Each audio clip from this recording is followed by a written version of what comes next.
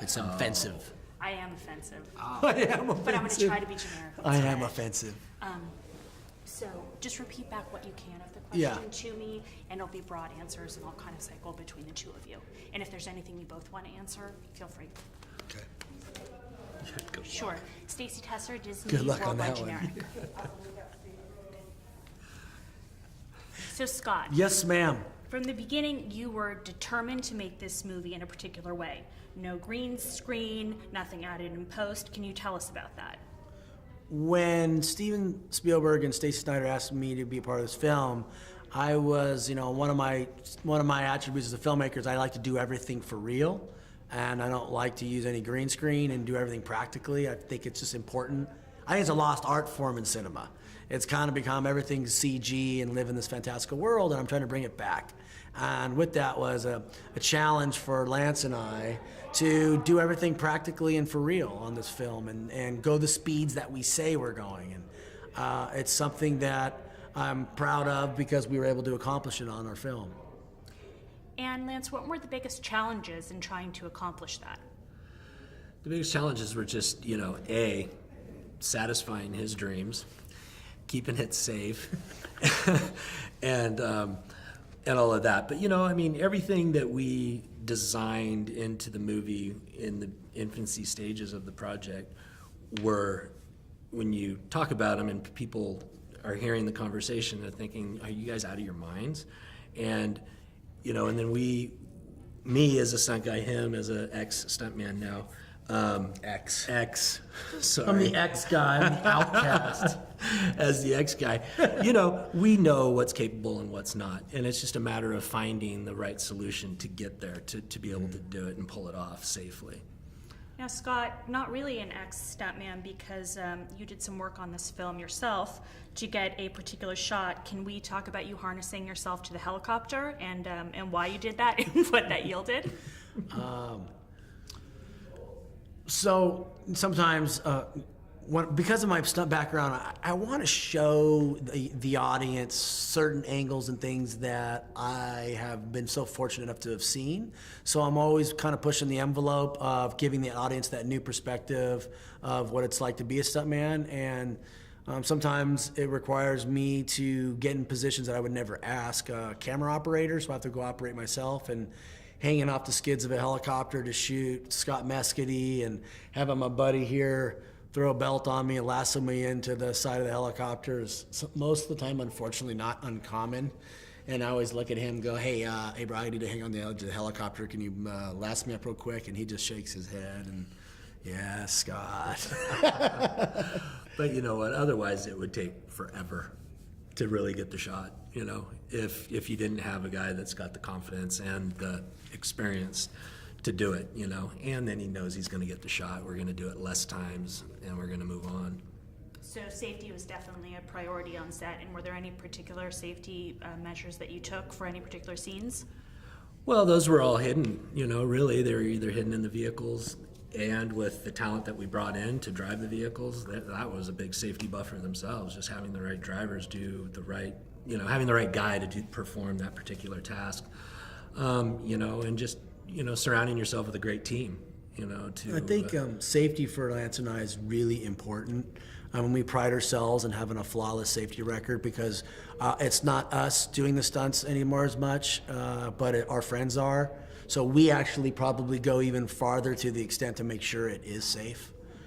Sometimes when you do your own stunts, you know what you're capable of and you kind of maybe push the envelope a little bit. But when I think it's your fellow man and fellow friends and brothers, you actually go farther to make sure nothing can happen. Yeah, that's true. So maybe you're talking about Tanner and Reese.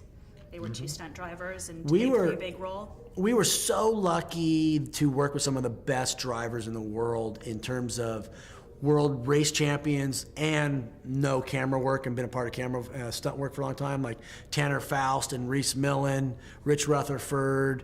Go down the line, Paul Dillenbach. It was just great because it gave Lance and I like that confidence to know, even like Sam Hubenet, the drift champion, that when you say, I want you to hit this corner at about 80 miles an hour and flick it sideways, and I want you 3 inches off of the camera with the tail end of your car, they're going to do that. and they're going to do it precisely every time. Yeah. So one of the coolest scenes was the grasshopper stunt. How did you guys come up with that idea?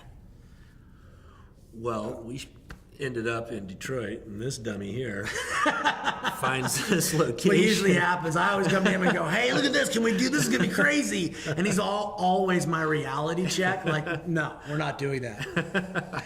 But the grasshopper was something that his dad and my dad did a jump in a film called Our Winning Season. Our Winning Season, and it was a big jump, and it was through a drive-in movie, theater screen, and it was 25 feet up in the air, and it was something that I wanted to recreate for the movie. And I found a spot in Detroit where they would probably have to jump. The Malik was 170 feet, about 20 feet up above 4 lanes of traffic, and land it.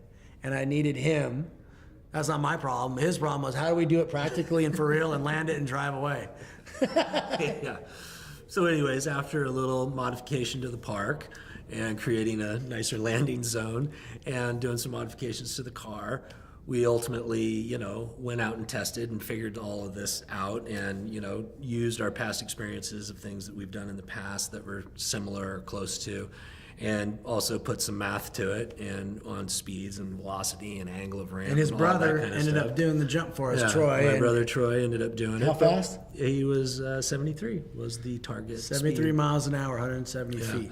And he had to land at 170. He had like 165 to 174 window before it would have been bad for the car. Yeah, it was about driving away, so we needed to hit the ramp for the downsized ramp. Very exact science. It is. So let's switch gears just a little bit and talk about... That's a pun. It is. The story and the screenplay. What was it about the Gatton screenplay that really drew you to the story? When the screenplay came across my desk, I was reticent because I had probably the wrong expectations when I saw the title.